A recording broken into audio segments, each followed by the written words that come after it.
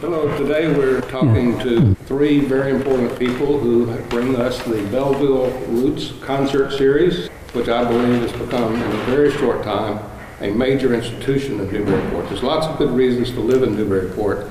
I think the Belleville Roots concert is one of those, right up at high on the list. We've got a concert coming up, Marcia.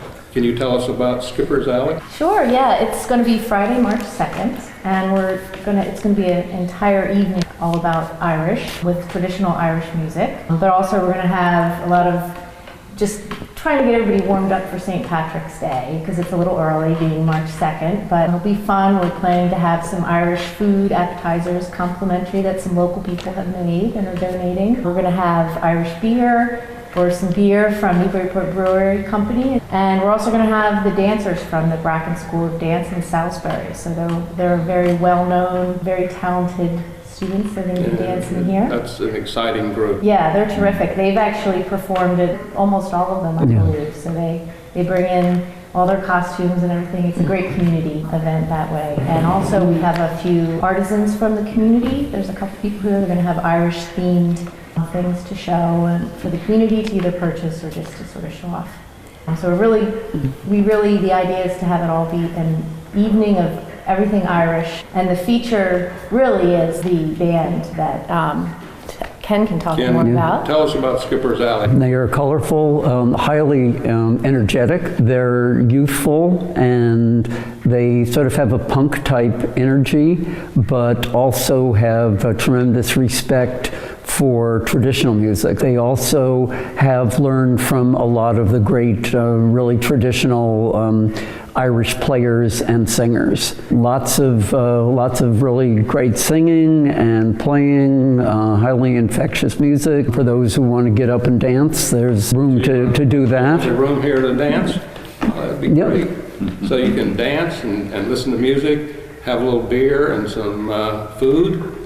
That's quite an evening for, I think the tickets are $30? It's $30, yeah. Tell me a little bit, you three of you are the founders, or among the founders of this. Can you take me back to the beginning, and how did this all come about? Well, a number of years ago, one of the artists that I was friendly with had a concert in Rhode Island and wanted to find one somewhere in the area. And I asked around and couldn't find one, and got in touch with the church. We put on a bluegrass gospel show, and that was it for a while. And then a few years later, Ross got in touch and said, what would you think of maybe putting on some additional concerts and helping to raise funds for the church? We had I guess three major goals. One, to bring great and diverse roots music to Newburyport, and we also wanted to raise funds for the church, and we also wanted to help build community through these concerts. And we all agreed on those goals, and we still do. So why did you think, Ross, that this would be a good idea? Well, in my training, I was taught that part of what churches and missions do is try to find what the world's needs are and have a gift or joy that meets those needs. And so it was obvious that Belleville had this gift of this beautiful space, great acoustics next door, that was underutilized, but indeed a gift of great space that could meet the community's needs for great music and having more fun. And then meeting Ken, it's just like playing matchmaker. Wait a minute, we have this wonderful space for music that the Choral Society had proven over and over again, but yet it was only the classical venue for so long. And here we got somebody living close by who's a specialist in roots music and great acts, and so I said, what a great match. So I was just kind of playing matchmaking. I said, this could be a good match. Does the audience change? We have a lot of regulars that whatever we have, they come because they know it's going to be good. We draw people from a greater community quite often because they either know the act and they want to come, or they just, our reputation is getting out there. But we really try to make everything really special. We're really very community oriented, and we try to pull in,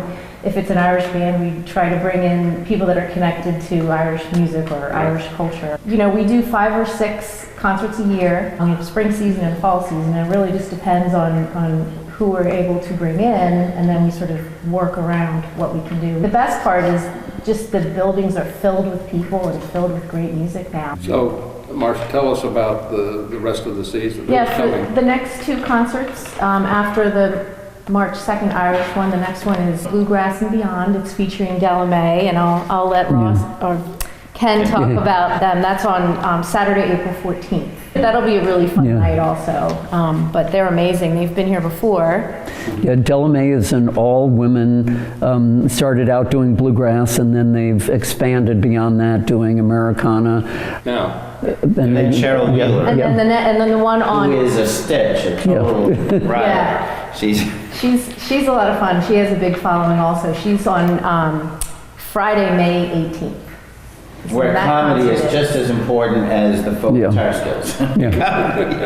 Yeah, she's been here before also, and I'd say we pretty much filled the meeting house when she was here before. Yeah. So that's a great concert to come to. A lot of people really enjoy her. She's a character. She's great. Great music, great stories. In addition to all this fun and community building that is part of your goal, the other goal that I heard was that you're raising some money and awareness of the need for some money to keep these wonderful buildings going. Well, buildings that are this large, there are always needs, of course, for both maintenance and renovation. But recently, within the past year or two, it's been obvious that the ceiling next door in the large building is actually starting to crack more.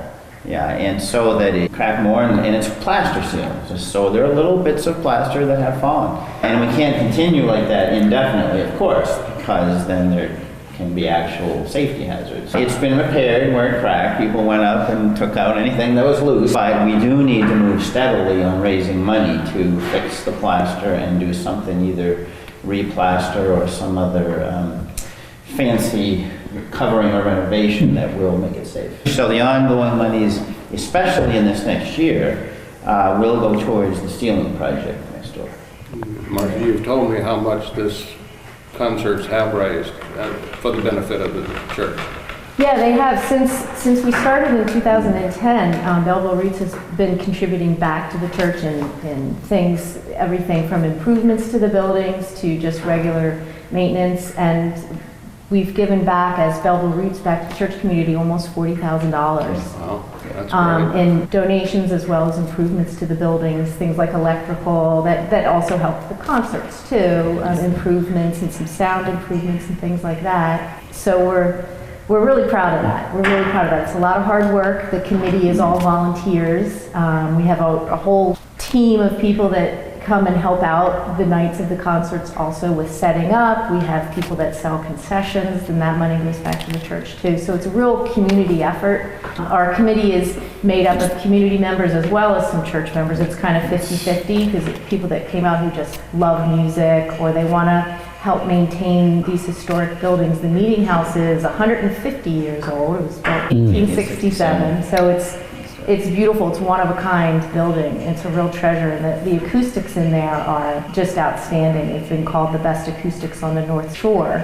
not just by the Newburyport Choral Society, but we've had some artists just stand in there and sing. So we all really want that space to continue to be a hub of community music and performance. So that's a big part of what the campaign that we're doing as a church is, the Love of Music and Community campaign. And we're trying to raise $200,000 for restoration of the ceiling, and also the organ in there is a one-of-a-kind William Stevens organ. There's no other organ like it in the world, and it's extraordinary. That's part of it, and that's sort of a capital campaign the church is undertaking. And what Roots has done for the past 6 years is really contribute to other things, and we're hoping that this has increased awareness so that people perhaps might want to help with that campaign also when they realize what a great space it is. So, Ross, sum it up.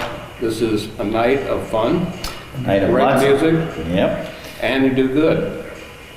And the community building, getting to know people who love music, and the music brings out the best in everyone anyway. As we talk about our better angels and our worse angels, we all have them. The music does bring out our better angels, and mostly everybody goes out smiling, including those who worked hard. Go out the door smiling.